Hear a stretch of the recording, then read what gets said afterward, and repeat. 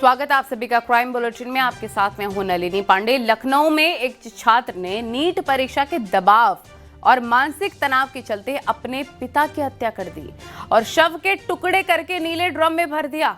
लखनऊ की इस घटना ने मेरठ की मुस्कान की नीले ड्रम वाले हत्याकांड की याद दिलाती है। दिखाते हैं आपको ये पूरा मामला क्या है।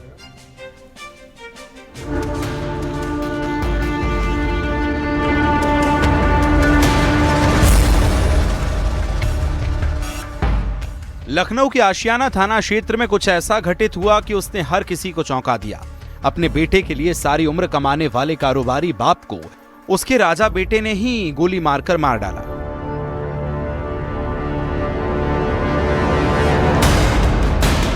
लोगों को ऐसा लगा कि राजा ऐसा कर सकता है। नहीं लगा, ऐसा नहीं लगा भैया कि राजा ऐसा कर देगा। ऐसा लगा होता तो फिर कहेगा, ऐसा नहीं लगा, पता नहीं क्या हो गया। कारोबारी पिता की हत्या की आप वजह सुनेंगे तो आपके पैरों के नीचे तले हाले और बार बार नीट की तैयारी को लेकर कह रहे थे, लेकिन बेटे की सोच ही कुछ अलग थी और यही वजह रही कि उसने अपने पिता की गोली मारकर हत्या कर दी। कि उनका जो पुत्र है अक्षत प्रताप सिंह, जिसकी उम्र लगभग 19 साल है, उसने उनकी हत्या कर दी थी। उसी दिन 20 तारीख को ही सुबह लगभग 4:30 बजे राइफल से उसने उनकी हत्या कर दी और शव को फिर छुपाने के दृष्टिकोण से शव का कुछ क्षत विक्षत कर किया है, जो कि ग्राउंड फ्लोर से पाया गया है। जो अभियुक्त है उसको पुलिस की कस्टडी में ले लिया गया है और उससे अग्रिम पूछताछ की जा रही है। अक्सर कहा जाता है कि पिता अपनी औलाद को कंधे पर इसलिए बैठाता है क्योंकि वो चाहता है कि जहां तक वो खुद नहीं देख सकता उसके आगे तक उसकी संतान देखे। लेकिन लखनऊ के रहने वाले अक्षत इन सब विचारों को दरकिनार करते हुए अपने पिता का हत्यारा बन गया। अब बताते हैं कि आखिर पूरी वारदात कैसे हुई। 20 फरवरी को सुबह पिता पुत्र के बीच विवाद हुआ। पिता हमेशा बेटे अक्षत को नीट की तैयारी करने के लिए कहते थे। बेटे अक्षत ने 2 बार परीक्षा भी दी लेकिन पास नहीं हो पाया। पिता चाहते थे कि बेटा डॉक्टर बने और पैथोलॉजी का कारोबार संभाले। बेटा अक्षत बीबीए कर रहा था और बिजनेस करना चाहता था।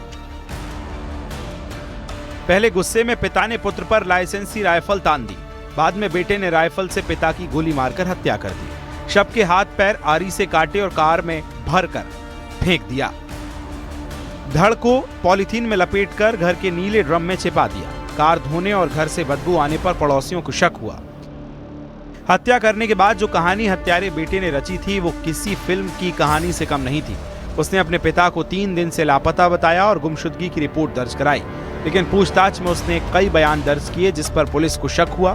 कड़ाई से पूछताछ में उसने अपना जुर्म कबूल कर लिया।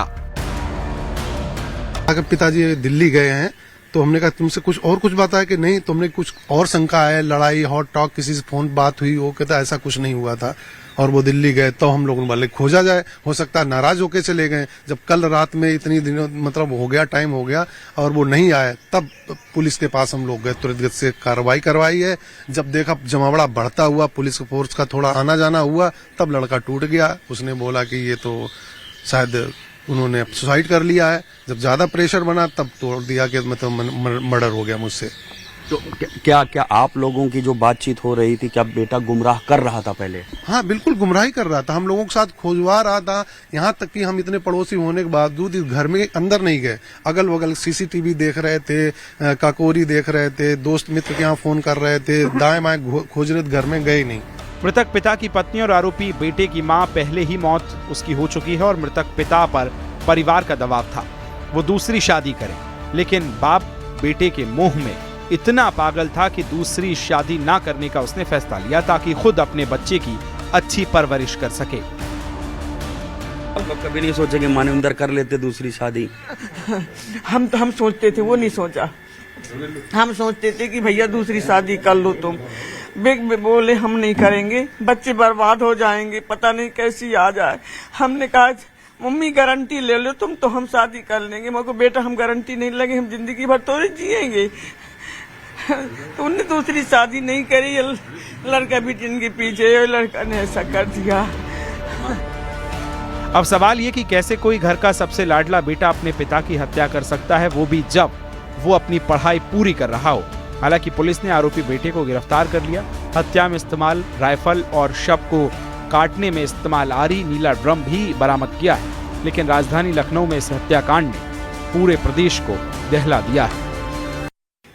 तीसरे फ्लोर से शव को सीढ़ियों से नीचे लेके गया है अक्षत, और ग्राउंड फ्लोर पर जो एक कमरा बना हुआ है वहां पर आरी से टुकड़े टुकड़े किए हाथ और पैर काट के अलग कर दिए। चूंकि भारी शरीर था वो डिस्पोज नहीं कर सकता था, इसलिए उसने हाथ और पैर को सदरौना इलाके में डिस्पोज किया और बाकी शीर्ष में जो धड़ था उसको नीले ड्रम में रखा। केमिकल लेके आया था, शायद उसकी प्लानिंग थी कि केमिकल से उसको गलाया जाएगा और उसको डिस्पोज किया जाएगा।